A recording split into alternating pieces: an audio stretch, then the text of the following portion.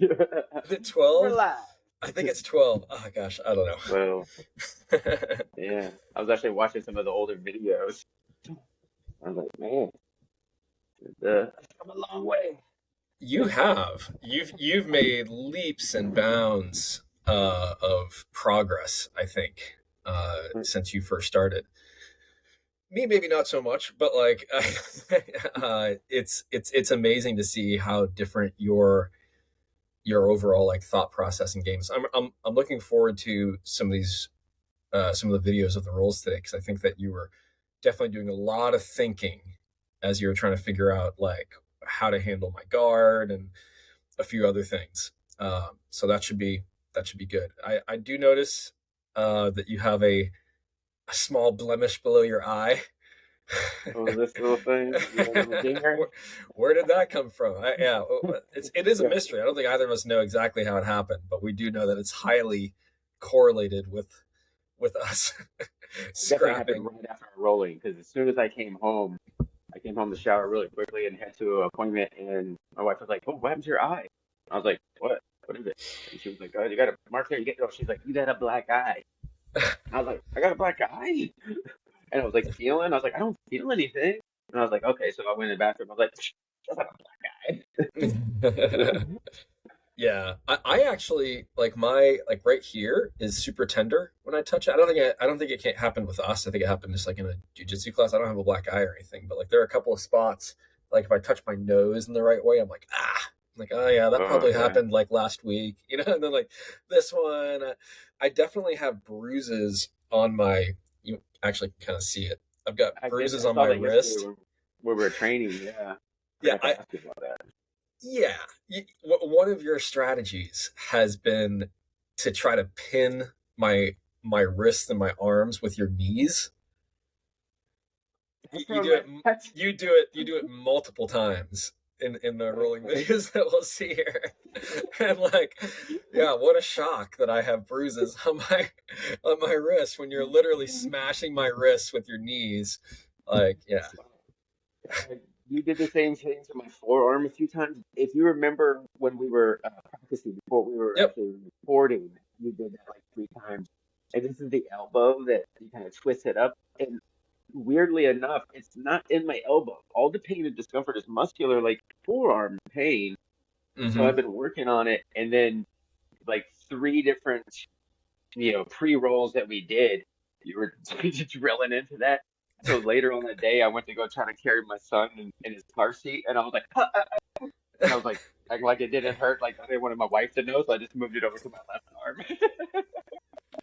There have been a handful of times that like I've been not I've been hurt, and I'm like I don't want my wife to know that I got jacked up. Like,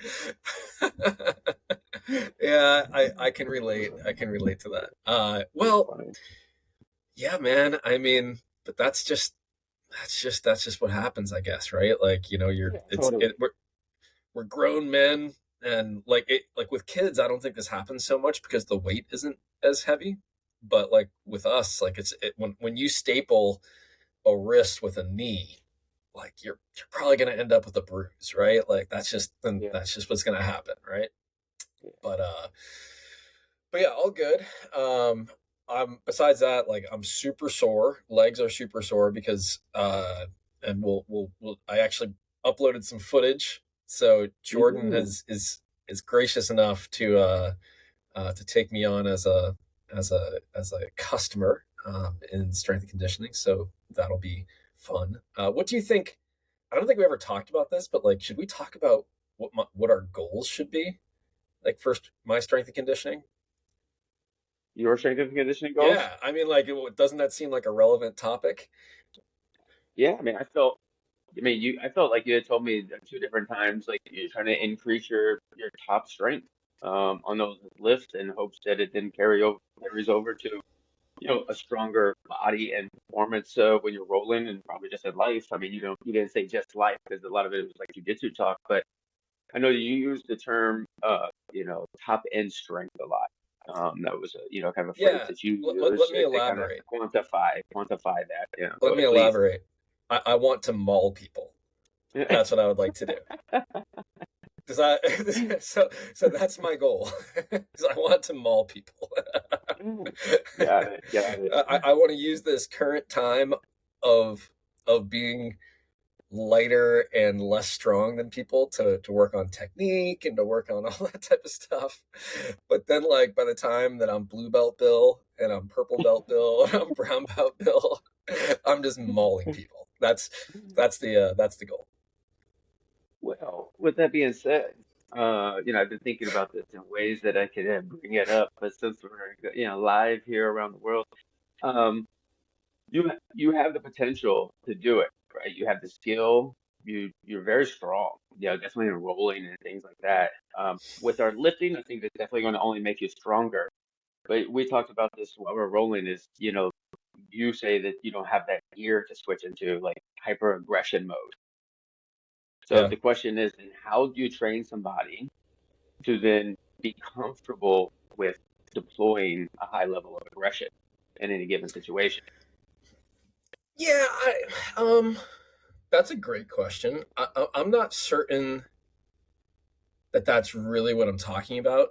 Like there are a few there are occasions 100% that I've noticed in training where I take my foot off the gas pedal and I let emotion happen. And actually there will be a time here in the rolling that you'll see it, okay, where I literally like I fall backwards instead of resisting something because like I'm trying to see where something goes. I'm trying to play the game as opposed to brute my way through things, you know? Hmm. And I think like what I'm more talking about is like when I have positional advantages, like I want it to just be game over. Like I'm not talking about like I want to spaz out of bad situations or I want to like uh be super bursty. The best example I can give of this, and I don't know that I've shared this with you, but I have like with Rue and Greg, is there was this guy at my previous academy at Kyotera. We called him Brown Belt Phil. So I don't like guy's not on social media. Like I don't know his last name. I don't know what this guy does. Like whatever. But he was a brown belt the entire time that I was there, and he was recently promoted to black belt. So I think he left the academy. Like he had to go. He moved or something like that, right? But he got into jujitsu a lot later in life. Like when his kids got into jujitsu, and his daughter's like a world class black belt and like a competition level black belt. Let's put it that way. And he's been competing and competing and competing, and he won Masters Worlds at brown belt, which is a super high accomplishment. But this guy's like probably I'm gonna say 190 to 195, all tatted up, gray beard, like thinning hair, and he's probably 55, early 50s, maybe 50, and he would just maul people, and like that didn't mean that he was explosive in any way, really. It was like his isometric strength was his ability to create tension was so impressive that like if you got into a bad spot, if you were compromised for a second in your technique and he got your elbow 1 inch over, right? He could slowly start grinding you no matter it wasn't an explosive thing. It was, Hmm. so like Hmm. that's more I think what I'm talking about than like, the aggression part. In competition, there are some of those cringeworthy moments where I look back and I'm like, oh my gosh, I just let that guy get up. Like, why wasn't I just like smashing him, right? And I Hmm. think that's more what you're talking about, and that's definitely something that I need to work on 100%. But I'm also not, I think that right now in my jujitsu journey, that actually takes away from the development of skills. It might help me win a role right now, but it's not helping me develop the skills that I need to to see like where certain paths go, and again, like we'll talk about it later in a role that we do here in a minute. So I don't know, but so yeah, so just take note. I want to maul people, and let's build towards that. Got it. Got it. And so you think the top end strength is the missing weight ingredient to be able to do that? weight and strength for sure. Yeah, well, I mean right now also like just the total lack of skill that I have. but as I build the skill, I think that being able to add, like I said, like when I'm blue belt, like I want to be a problem for people when I'm blue belt. When some purple belt comes over to roll with me, I want to be a problem. I don't want them to look at me like I'm a rest roll.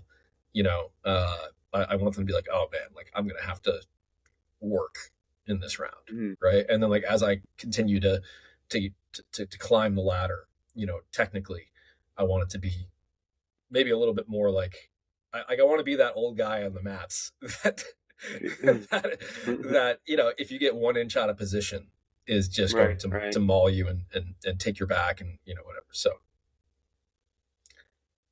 So do you yeah. think a brown belt Phil, you said he found it late. What do you think prior to jiu-jitsu was his like number one? Oh, I Like have what no age do you idea. think he got into jiu-jitsu? You think like in the I would 50s, say I'm sure. No, 40s? I'm sure he was probably about. I'm sure he was like 40. Like it takes a long Uh, time to get a black belt. This isn't karate. Like this, it takes yeah, a decade. It takes 15 years. It might never happen. Like for some people, like which is I think yeah. totally. I'm not expecting to ever get a black belt. Like I don't think that it's in the cards for me, but I think that I can get up towards purple and potentially if I just grind it out long enough, potentially to brown. Um, but yeah, I think he probably was 40 when he started and he was early 50s when he got his black belt. Like the dude was training like twice a day. Also, like Yeah, again, he was yeah. master world champion at brown belt, like in his weight class and age group. So, um, you know, he's very good. Why don't you think that you'll be able to do brown or black belt? I don't know. I mean, I don't know enough about it. That's just my vibe. Like, I think that a black belt, especially from a place like where I'm at right now, like there's expectations about what that black belt is going to do, right? Like Mm, there, and I think that this isn't exactly like a later in a career type of black belt place. Like mm, there's no, I don't think there are any time and rank black belts where like, oh, you've been a brown belt for 5 years, so we just give you your black belt, like type of situation. Like, they're right, looking, right. they're looking for people to open academies. They're looking for people to compete in the biggest competitions. I mean, the mentality, right? That like that Hmm. we've seen it at my gym, which is a little different than other places that I've trained. So Hmm. uh, now, if like I go back to my old place, like maybe like there's a similar path to like what Phil. But again, even Phil, like he was, he competed on the world stage, right? I mean, like there's just not that many black belts, man. Like I just think that the Yeah, odds are that I'll never get there. Like this is yeah. I again, mean, this I is haven't. not karate or taekwondo or whatever. Where Like you just put this in the take time. yeah. I mean, like in karate, like if you go 3 or 4 times a week, like you'll be a black belt in 3 to 4 years. Yeah, Like yeah, this is not that. Like the blue belt is basically the black belt in karate. Like yeah. that's a good way of looking at it. So Well, just my cursory kind of exploration into like what the requirements would be to then for the belt classification, like what that process is. There's a hmm lot of mixed ideas online, and often what I found is it really just comes down whoever the top black belt is or the professor of the facility. yep, And like to your point, like certain standards and that they have.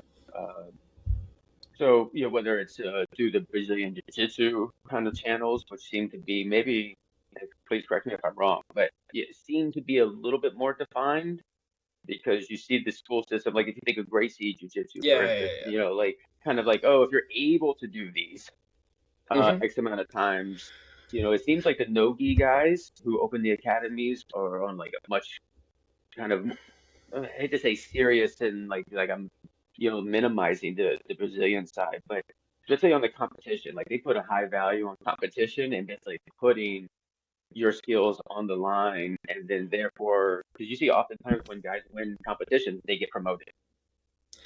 Uh, Yeah, yeah. so I think it's all a mystery.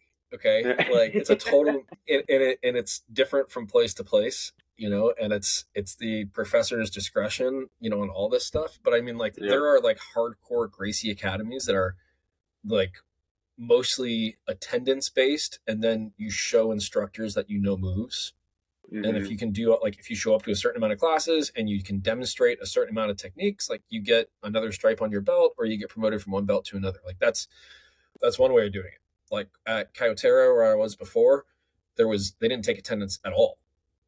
zero attendance. It was literally just the professor, if he just sort of got the vibe that he saw a lot of you, and he rolled with a lot of people too. Like he I think he kind of went out of his way to roll with everybody. Mm. Um, and he would do end of class like challenge matches. Like I think you saw I me did just get enjoy that. I was pummeled. there. Yeah. Yeah. I got, yeah. Poor drag. Dude's name was, I think, I called him D because I wasn't sure of his full name. I think it was like Dragon or something like that. He's like this Eastern European dude. He stinking Nogi Ezekiel choked me in like 30 seconds, and I was like, well, there you go. Like, I was in his closed guard. Nogi, but so he would have a really good scent. Like he would call people like every single one of those times that he would bring somebody out, he was doing it for evaluation purposes, right? Hmm. So despite the fact he didn't take any attendance, he had a really crisp idea of where everybody's game was, right? And there are some people that trained a lot that got their blue belts in less than a year.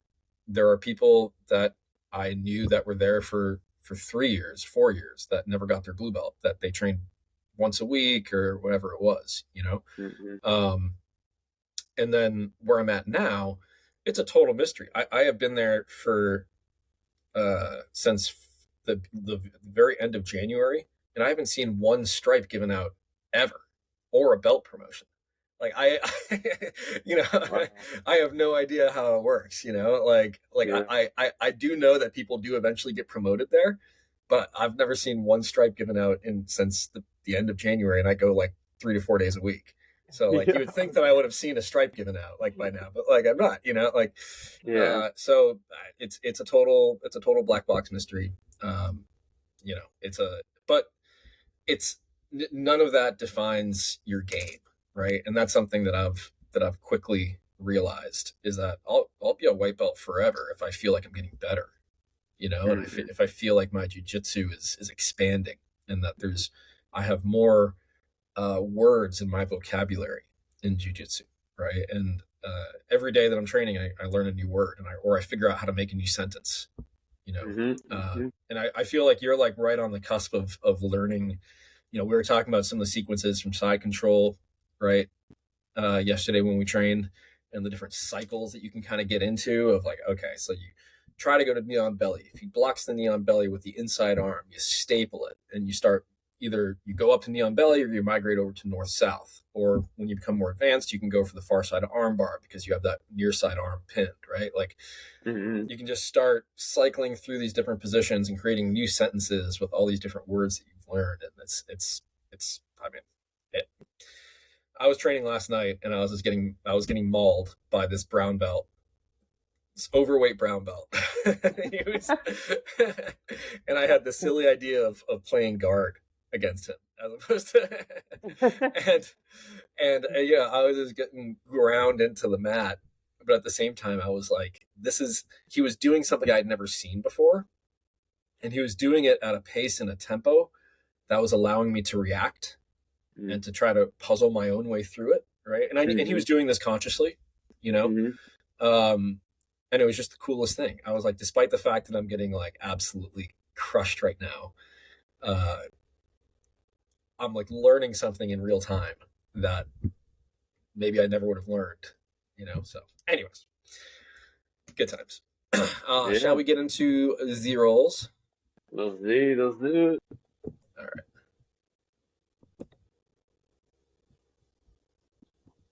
let's see if this works. Oops, wrong one.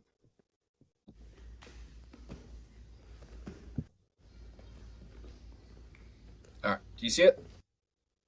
Yep. I see it. Okay. I'd like My new everybody to capital swag. oh gosh, yeah. So let's do a quick fit check, okay? Yeah.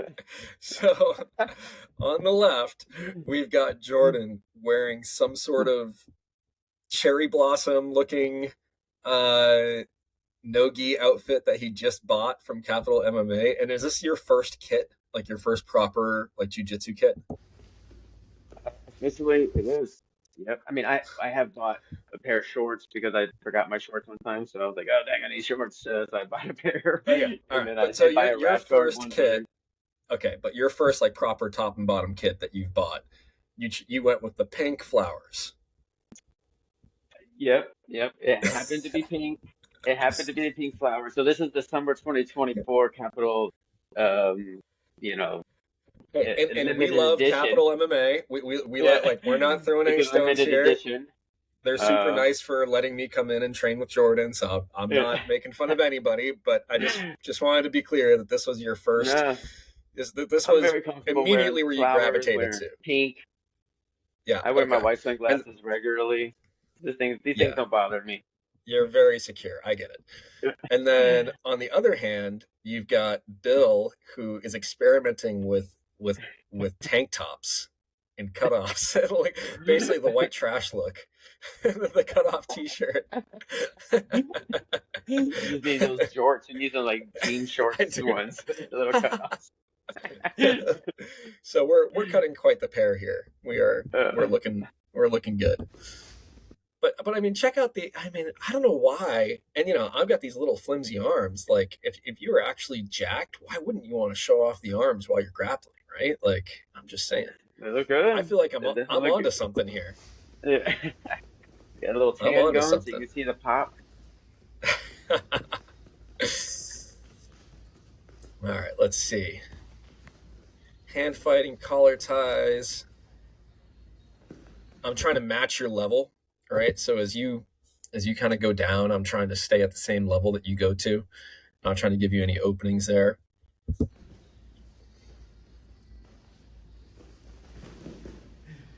Oh, that was cute. That was cute. So what were It's you fun to thinking see. here?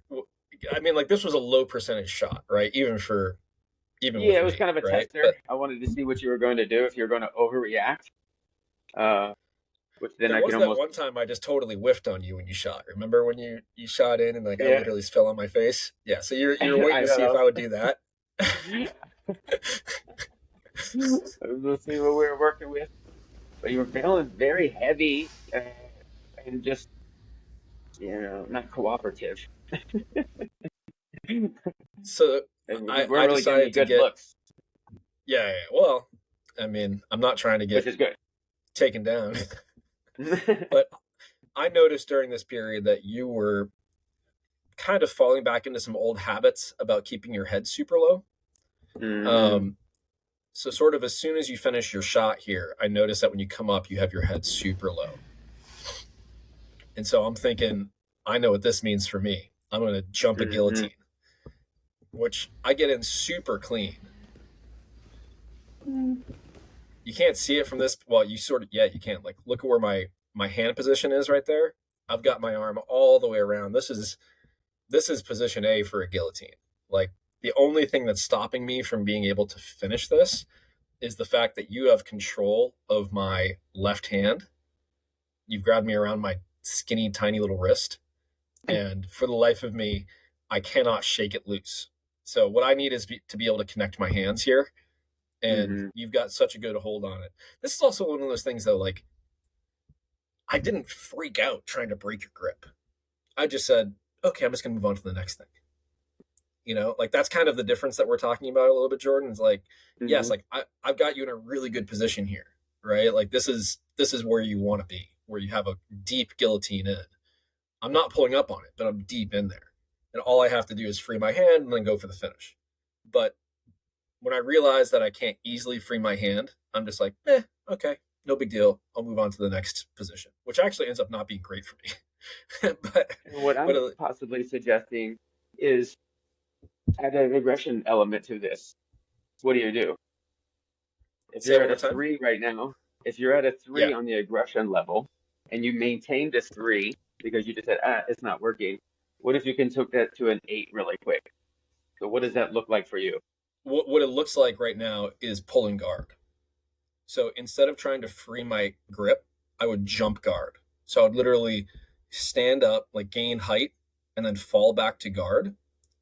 And then in that process, like, that's actually how you should finish a guillotine.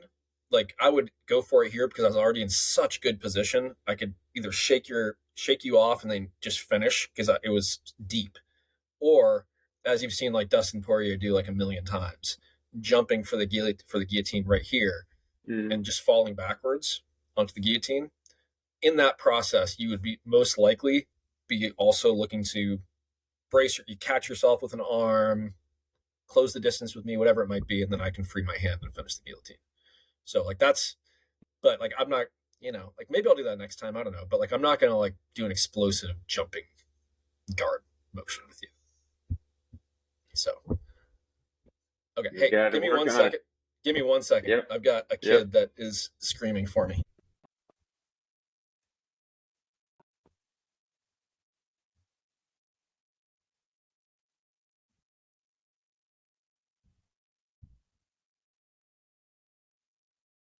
All right, we'll edit that out. All right. But yeah, so this was a super good position. I can't free my left hand, so I end up giving up on the guillotine.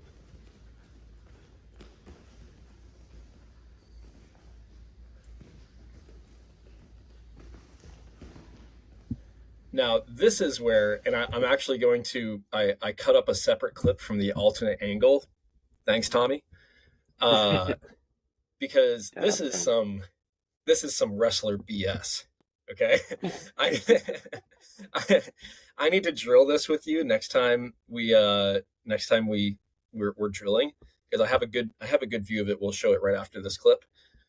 But you do, so you kind of, I'm maintaining levels with you, but you do some weird wrestler off balance turtle turn thing here.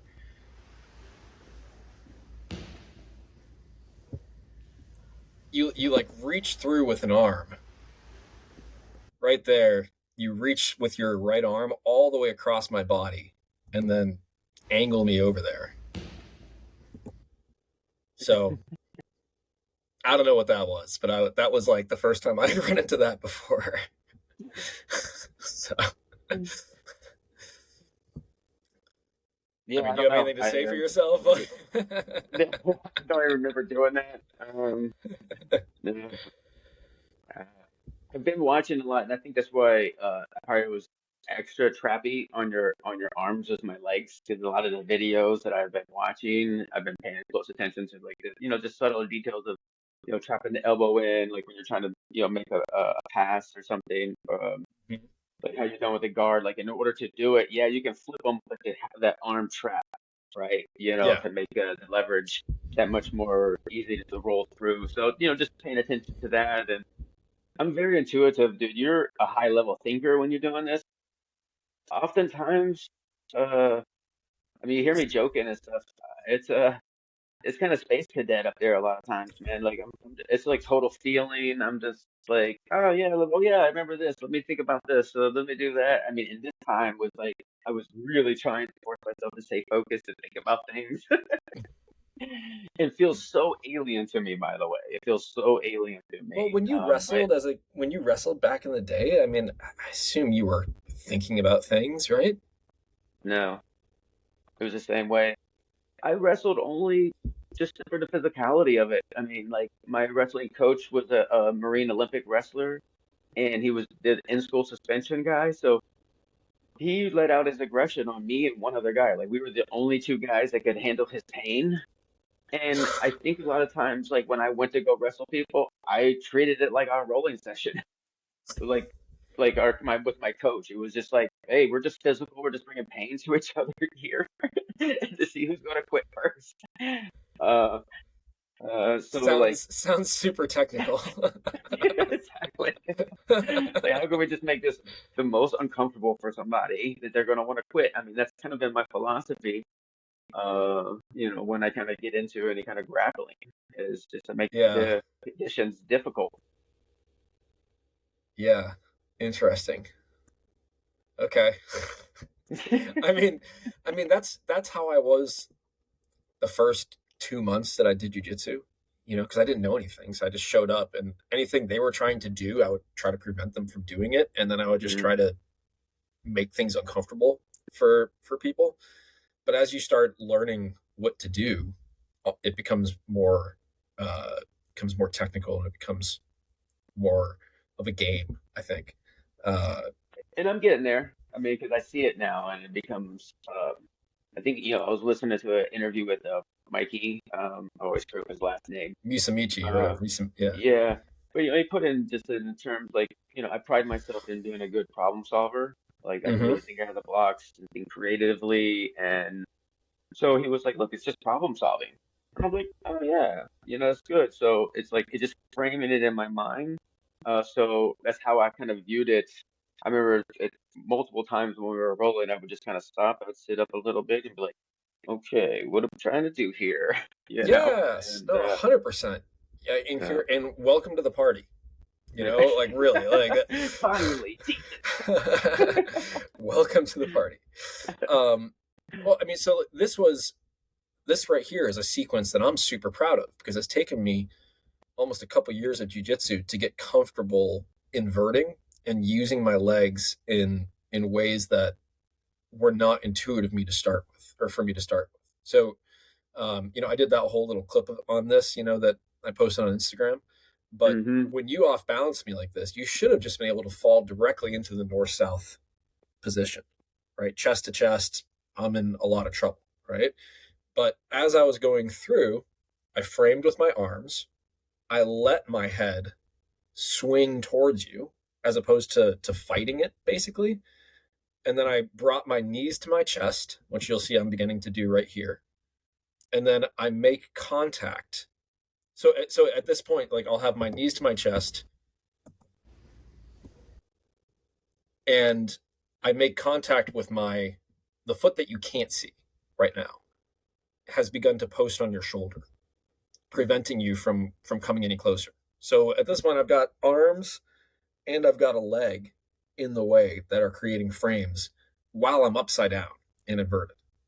Right? Like this is not something I was doing 6 months ago. It's not something I was doing 3 months ago. This is something that I've been working on a ton in class, getting more comfortable with inversions because inversions are a really big part of the black hat curriculum, whether it's entering the legs for leg locks or whether it's sweeps or getting to the back is a good way.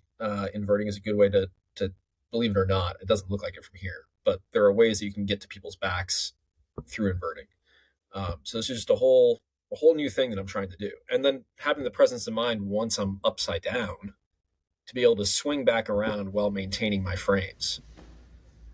You know, I, but I was thinking about all that while I was doing it. It wasn't just I'm going to be a breakdancer today and just see if I can swing up and swing back. It was okay. He got me in some weird wrestler off balance. I'm flopping over here. How do I make it such that I maintain frames? And the best way to do that was through inverting.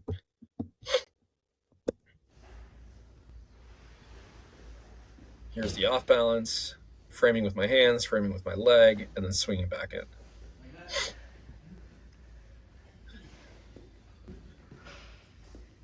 I really like not having the music. Oh gosh. look at the frame I have on your head. Maybe this is where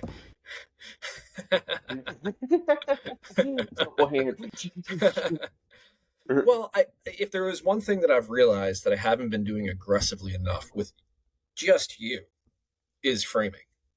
I've let you because your pressure is way more than just the normal person that's kind of thinking their way through most of these situations. I sort of let my framing become less. It didn't match your intensity. Like my framing has to match your intensity. And so if you're putting a lot of juice into coming in, like I need to put a lot of juice into my frames. And if you're not giving me a lot of juice, I'm not going to put a lot of juice in. It would just be wasted energy otherwise.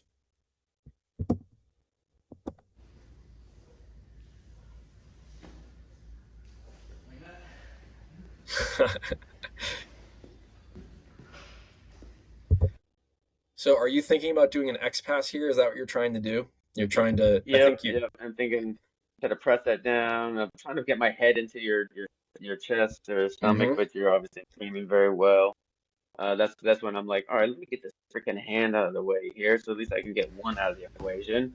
Yep. And yeah, Yep. I just know I'm trying to get around that knee, and yeah. And again, this There's is the, me trying to be there's the hyper first thinking here.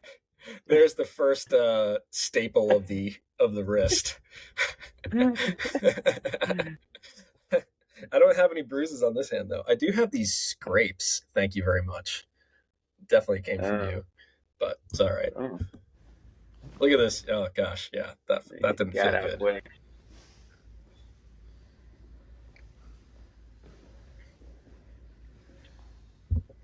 So you're dealing with my knee shield here. Okay, so this is the thing that you don't have any success getting past my knee shield, which is my top knee, right? My right knee. You can look up videos as to how to defeat the knee shield. There's a handful of ways to do it. None of it is super easy. If you're bigger and stronger, it will be easier for you to defeat my knee shield. But even knowing how to do it, knee shields are a huge pain in the butt. A lot of people here would back out and restart, but not Jordan.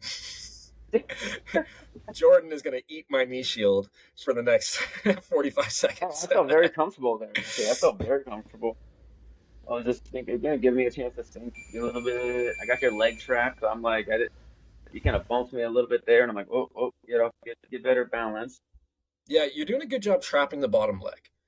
That prevents me from shrimping out as much as I would like and creating space and then going to attacks. So by keeping that bottom leg pinned, which is not something a lot of people really like. I don't think I do that much. It's something that I'm observing that I think I want to build into my game a little bit more. So you've intuitively, I think, gotten that.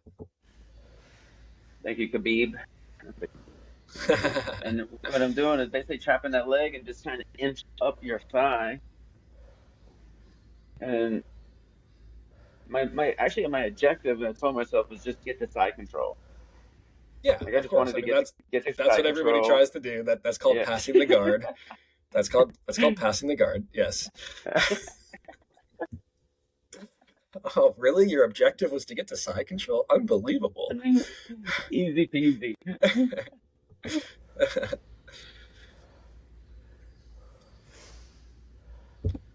All right. Maybe it's worth talking a little bit about the knee shield and what I'm trying to do here. So I'm keeping the knee high, right? I'm keeping it underneath your arm. If you manage to swim your arm underneath, that can potentially be problems for me. I'm also keeping a top hand frame in place, which helps with some of the pressure. I'll alternate between like your neck and your face and your shoulder. It also pre-positions my top hand to shoot over for the kimura if I choose to go there. So it's a smaller movement to go for that attack. But there's really four things that I can do. The first of which would be to take my knee shield out and insert my arm right where my knee shield is and go for the near side underhook. And we've done this game a bunch of times. It doesn't work so well on you as a wrestler and just as a guy who's bigger. But that's one thing that I can try to do. The other thing I can try to do is the kimura, where I capture your outside arm and swing over and try to go for the kimura. There's also options for like the choi bar that I can go to from here, and maybe one other different sweep. But for the most part, I'm just sort of eating your pressure and just seeing what you're doing. There's no pressure there, by the way. It's a zero pressure. Did you hear what you just said? Could you hear what? You said, "I hope there's a good camera angle for this." So you were about to do something. Oh. You said,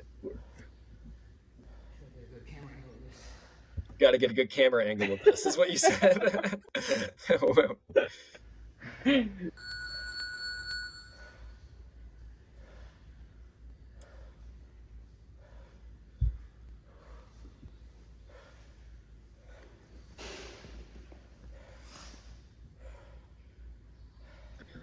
All right. So if I ever have your wrist like that, just know that I'm thinking kimura. I may or may not go for it. I may or may not have success going for it, whatever, but I'm thinking it. Okay. So, because this is how you get kimura. You put your outside hand on the ground. You let the other person grab your hand, and then this is kimura setup A. Yeah, well, not really. Like you'll see, I think I go for it and I don't get it. But yeah.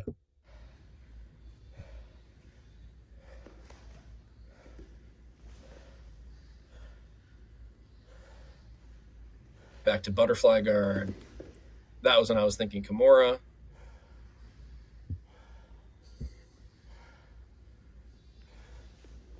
Oh, that was maybe your best move of the entire day, was going straight to the body lock from there. That was pretty slick. Did I get that past you though? No, After I did that? no, yeah. So the problem is that you and I maintain the same like flatness like this, and Mm-hmm. you try to rotate around me like this, but I have butterfly Mm. hooks in that are like I guess like this, that are preventing you from rotating around. So if you recall, when we drilled body lock, the first step after you get the body lock is to tilt me to one side. Mm-hmm. And then put that And leg over then you put the leg over the side that you tilted me down onto. You don't tilt me. So you start trying to that. move laterally, but since you never tilted me, my butterfly hooks are still there. That makes sense? Yeah. Oh yeah. No, I remember it. So right here, watch, you try to go sideways, but you don't ever tilt me.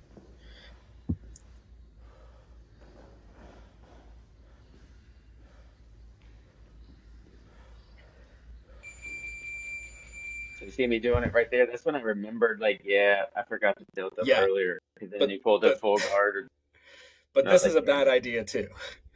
it. Yeah. Against anybody that's worth a damn right now, you're getting triangled, okay? Because you're essentially allowing yourself to have one arm in and one arm out. So all I have to do is hip out and throw my right arm over your head or over your shoulder, and then I'm in a triangle position. And I think I catch on maybe the second or third time that you do it, because like I'm not used to that response from people, because everybody knows you get triangled that way. So it took me, I was like, oh my gosh, I need to start trying to do these.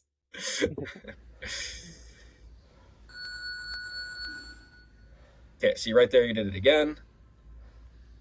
And now here I start trying to angle your arm over. Oh, you almost did it again. Okay, so you don't know how much trouble you're in here. This is not I wasn't going for the triangle here. What I'm going for, I should have connected my ankles together up here. This is called a top lock. And this is accomplished because I had managed to get your arm just a little bit over your right arm, right? I had been pulling on it. I had been pulling it across Hmm. your body. And from here, if I manage to get the top lock, I can either transition to the opposite side triangle, or I can try to finish the arm bar of the arm that I'm currently holding on to. But I'm terrible at jiu-jitsu and I do neither of these things. And my left leg eventually falls off. But with a good player, if they get that top lock on you, it's over. Like you're going to get either triangled or arm barred. So it was a good look for me, though. It was good for me to get that look, and it's going to be something I'm going to be drilling and working on, because as we've talked about many times, knowing what something is and even knowing how to do it is a heck of a lot different than doing it when you've got a dude on top of you and whatever. So okay, uh, real quick, I told you I would show this. So this is the guillotine attempt. Man, that's deep. Look at this. That's a pretty good looking guillotine Hmm. attempt.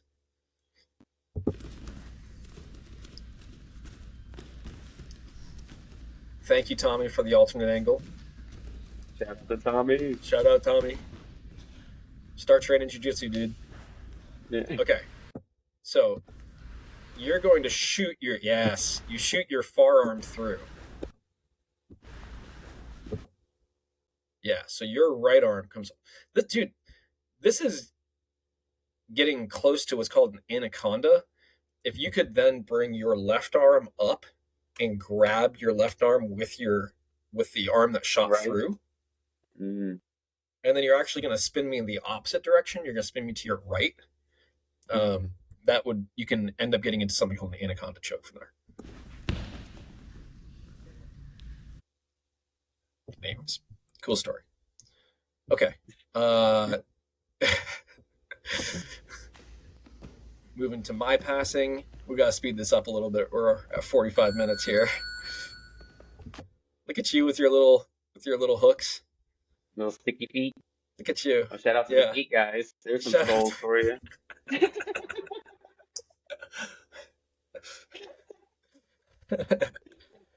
The feet guys are still hounding Jordan for feet picks. Them So feet boys, they go them, strong out there. Who knew? Who knew they're them feet strong? guys are desperate for Jordan's feet picks. I mean, this is a pretty good one, I think. It's a little crinkly, dude. I don't know. You're looking a little wrinkly. Not a good look. Not a good look. Takes me you know what's cool is I feel like your game is kind of mimicking mine a little bit. You know, so I know you're watching 100%. I know you're watching stuff and whatever, and you're taking, but this type of a play is very much an open guard thing that I would do. So yeah. But by the way, notice how I clear the hook. So this is something that you often just brute force your way through my hooks one way or another. But it's very possible just to clear the hook. So this is, yeah, I mean, this is actually a great sequence for me because now I have you angled, right? So I cleared the hook and I brought you off to a side. You do a good job of recentering yourself, if I recall correctly.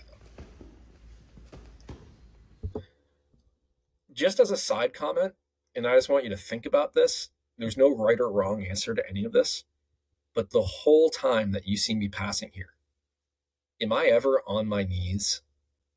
Am I ever just like low to the ground on my knees, just weighing into you?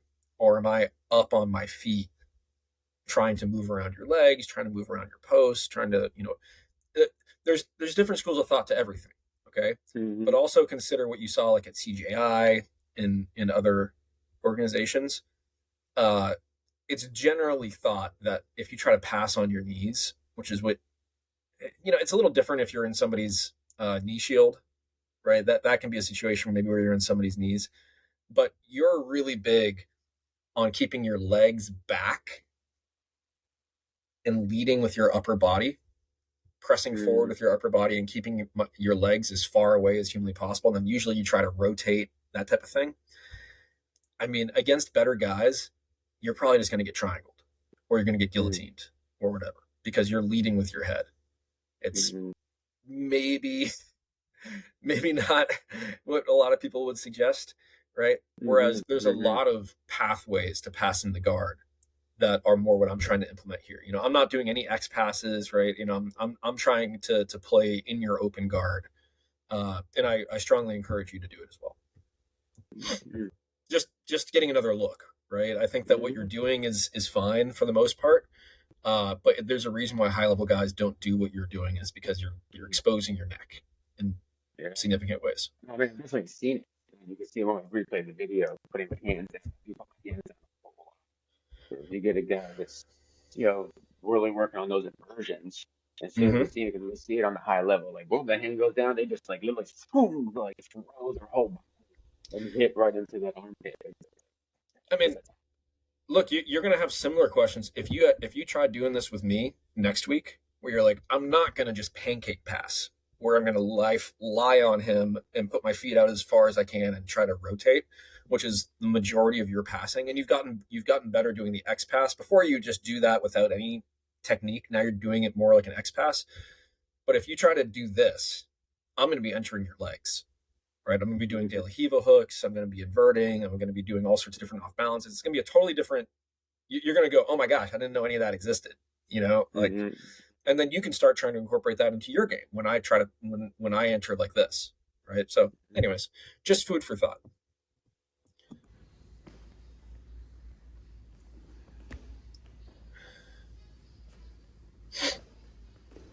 I don't really know what I'm trying to do here. Oh yeah, I was thinking about doing a knee cut. Just trying to get my knee in further. You just have such an unconventional guard. It's really interesting.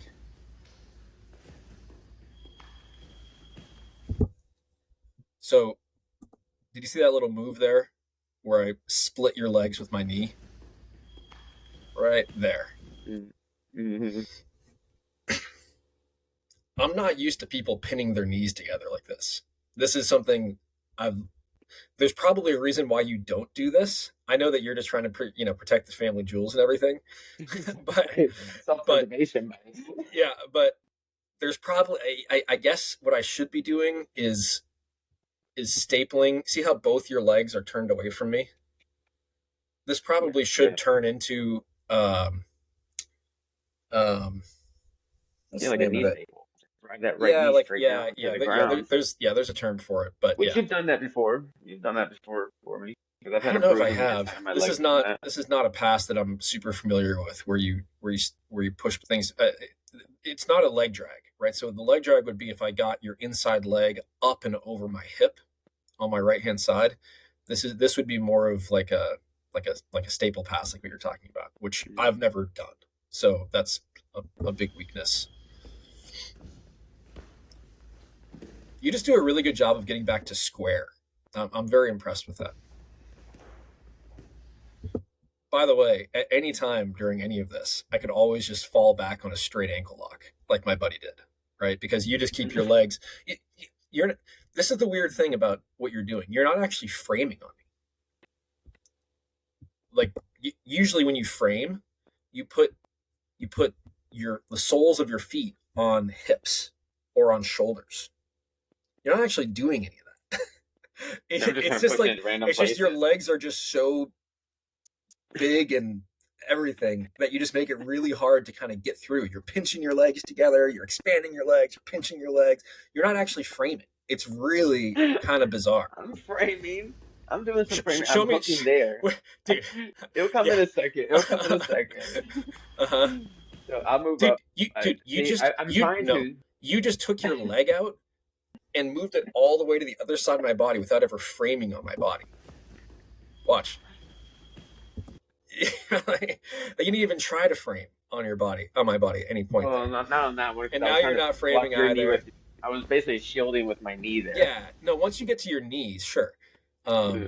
This is actually a really good. This is like if you go back and you watch this again when the podcast comes out, just observe that I'm telling you, you're not really framing on me in the conventional sense. Okay. But you got your opposite side foot in there. That was pretty cool. Here I went for a glory move right there, and I whiffed on it. I was trying to do a hip switch past your butterfly hook. Mm-hmm. You see Nicky Rod do this all the time. I've seen that, yeah. I am not Nicky Rod. Right here. I tried to do it, and I didn't get it. And then you do a really good job of kind of recovering back to your closed guard here. I have that leg in between my leg. You know, your left foot, I had it in between my legs, but I didn't feel like fighting for that to keep that. And the result of that decision is you get me into your closed guard, or that I have to fight out of here. So I'm just resting right now. I'm literally just, there's nothing you can do to me. I'm just resting. No, I could tell. I'm just getting cuddly. I was like, what the? And then I realized, like, man, I haven't practiced this position. Like, I'm looking around, like, what can I grab? What can I pull on? I was like, there's not much from this right here. No, really not. But as soon as I make my decision, I grab your arm. I 2-on-1, 2 hands on your one, and I start posting to break your guard, which is a huge effort. To get you off the ground and to break your guard is a massive expenditure of energy. So this is actually not what I wanted. You probably thought that I was trying to pin your arm back here, but the reality is I wanted to keep it down by your hip here. I wanted to keep it down as your hip, as to give myself something to push off of as I was standing that would push your hips down and let me to stand up. But you didn't play ball, and your arm ended up over by your head up here. So now I'm still stuck in your closed guard. And I'm like, is there something I can do with this? I don't know. But I ended up bringing it back to the original position, and I'm still trying to get out of your closed guard.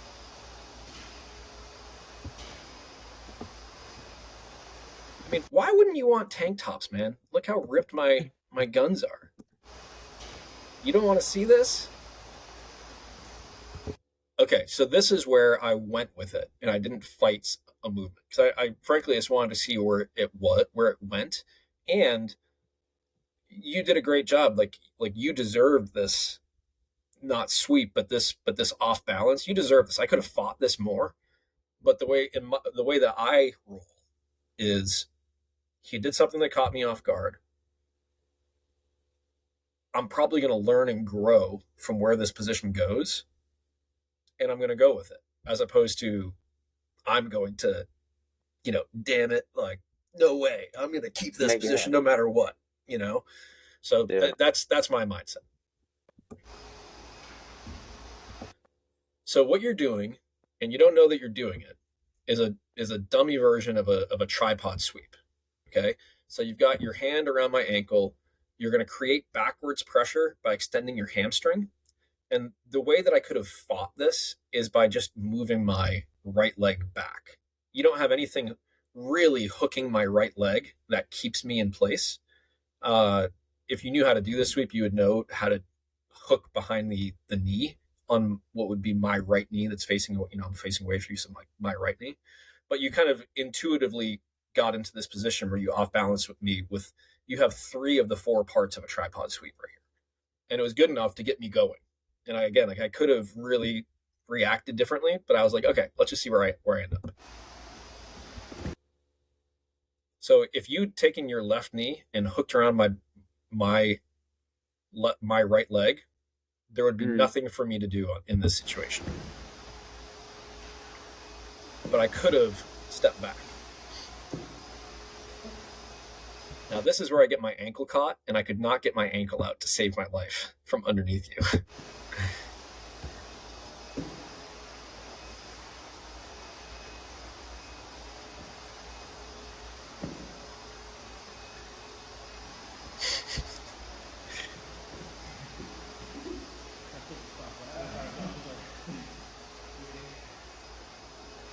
Yeah, So I this, felt that something was weird, like the way that it's the balance, how you were tilting forward, but I didn't see the leg right there, or your foot trapped underneath there. I could feel that something was weird, but I was like, but he's definitely feeling weirdly balanced on that side. So I didn't want to yeah, like go in this fast mode and just try to like, aggressively just kind of wrestle up. But I was like, what is this? I, I, I mean, I knew that I was in a compromised position the entire time here. So my view was the moment that I could free my leg, I was going to base out with my left knee. I was going to start spreading out to create more base because I had been stuck with it being caught in, right? So as you start to kind of come up to a hip bump sweep, which is what I did to you last week, if you recall, do you remember the hip bump sweep? Mm, Okay. You were postured up, and I came up and I hip bumped you over, and then you rolled mm, through. And we both came up, right? Um, so you do something actually similar here, but I based with my left leg as soon as I could get it out. So I'm still stuck. I'm still stuck. I'm still stuck. Still stuck. Boom. I extended out. I'm bringing my left leg as far out as I can right now. So that essentially defeated your forward momentum by doing that. But I was borderline thinking, should I just stop this roll right now because my my ankle is in such a compromised position. And then here I was like, yeah. oh, maybe I'll do a little punch choke from inside your guard. But my finger was so jacked up that Oh, okay. when I was trying to actually get the position, I couldn't hold on with my hand. Not that I would have choked you out or anything, but I was just thinking about making your life a little miserable.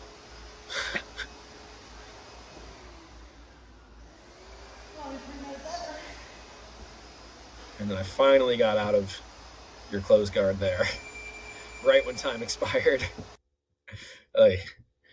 Okay. All right. Now time for you passing.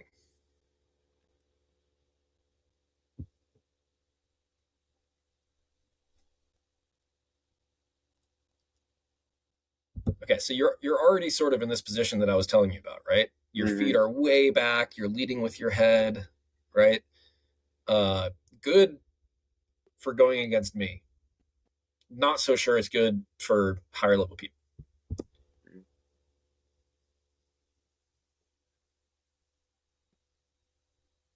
Looking huge over here because you got your arm stuck in there, so my bicep was looking massive. All right, so you go for the body lock again. I'm pushing you away, not making it easy for you. I get the close guard. Oh, see, this is Triangle City. Oh my gosh, Yeah. I'm so bad at jiu-jitsu. Oh my gosh. Oh, Triangle City. What am I doing with my life? Oh, jeez. I tried for it. I was just it took me 10 seconds of being in that position.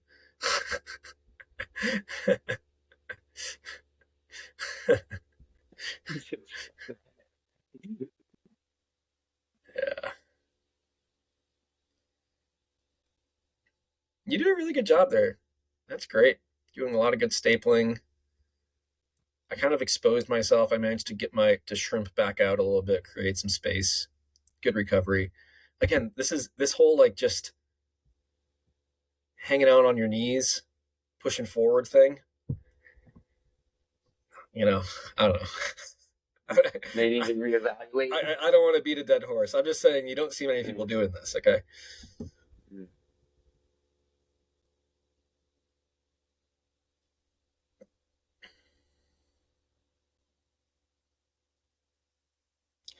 I'm definitely becoming less afraid of being on my side with you. It's like right here, right? Like this was a position I kind of put myself in because I was looking to get an angle on you. I was looking to just get a different look than the constant, just like normal, you know, pressure passing that we've been talking about. I was like, maybe I can swoop into some other type of position.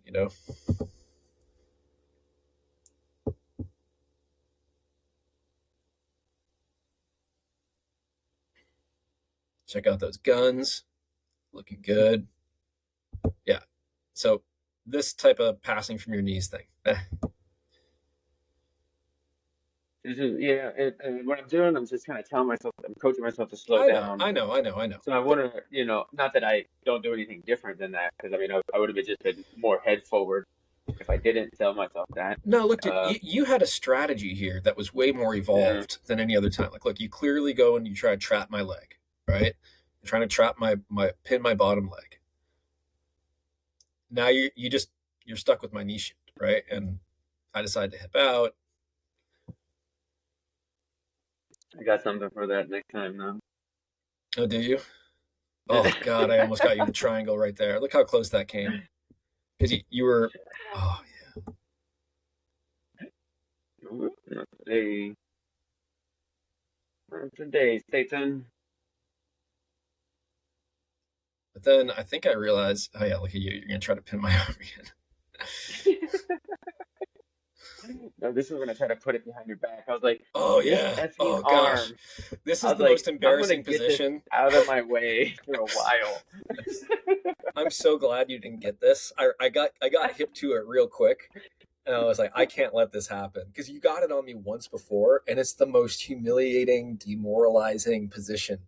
For everybody who doesn't know, in one of the first podcasts, Jordan managed to grab my arm and then pin it underneath my back while I was on my back. So now I have my arm literally stapled with my own body weight behind my back. It was not great.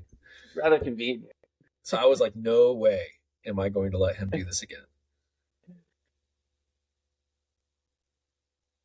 You were fighting it pretty good. I was like, all right. Fine. I'm not gonna get it. Look, you grabbed it with your other hand. Nice. I was so tired of you framing. Even last week, it's funny how you said that you think you were framing. I felt like you were framing so much more last week, and I was like, these freaking hands in my face. Like, get these hands out of my face. Well, my dad told me many, many moons ago, where the head goes, the body will follow. And Yeah. that's proven to be true. Okay, so I'm setting you up for an armbar here. You may or may not know it's happening, but um, about to set you up.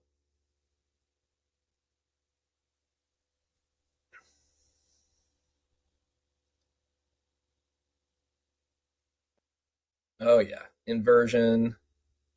I should have just gone belly down right there and finished it. But again, I was just, this is maybe where you're talking about, Jordan, like where you have these critical moments where you can just finish something, you know.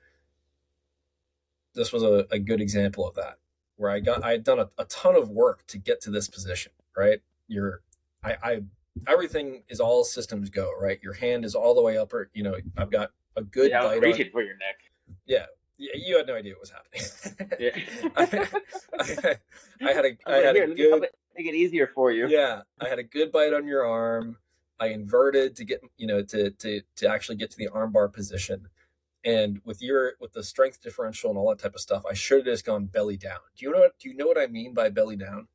Yeah. Okay, so I just turned to my right is all I would have to do to finish the armbar. It's also a very dangerous position because for me, I might stop, but your arm is still extended and my weight is still on it. Yeah. Right. So I tend not to do belly down arm bars just because I'm terrible at jiu-jitsu and I don't want to hurt somebody.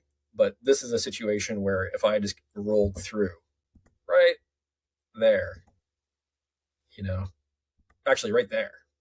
I mean, this is I had you basically all the way over, you know. There wouldn't have been anything you could do between all the different body weights. But coming back up here, you know, you're just curling me basically at this point. Stack was a good idea. That's a good way to defend against the armbar. So my next reaction here should have been to transition to the triangle.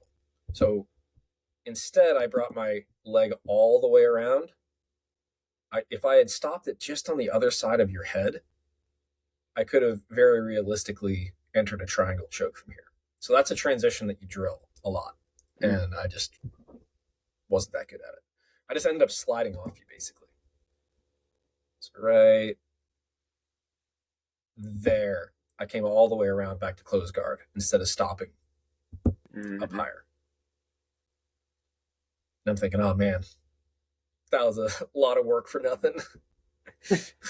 And then even here, you did it again, man. Like you took your left arm and you put it back. Yeah. That's just asking to be triangled, you know? So I try it, I shoot for it, but this was a terrible triangle attempt. I'm not connected with you at all, you know, like, yeah.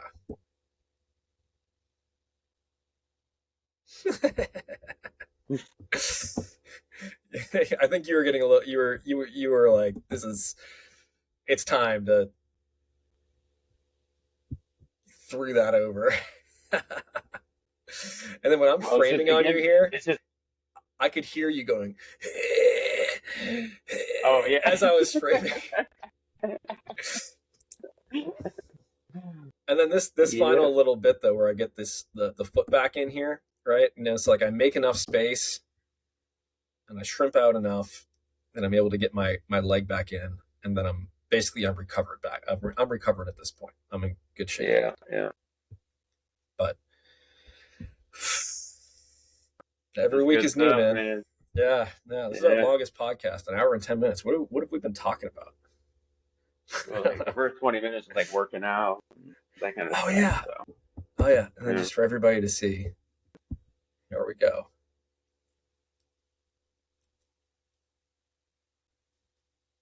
Jordan teaching me how to squat, basically. Teach me how to squat. My legs are pretty sore today. Yeah, great squat, dude. Great squat. I know you said a little wobbly there today, but in the final reps, I come a little forward, I think, as I'm coming up. But, you know, I've spent enough time doing form checks to know that I'm more or less in decent shape when it comes to technique on squats. Yeah. But, okay. Absolutely. All right. Well, that was that. Thanks for hanging in there, man. See you next week. Okay? Thank you. All right. Shout out to everybody. Shout out. See you later, guys. Bye.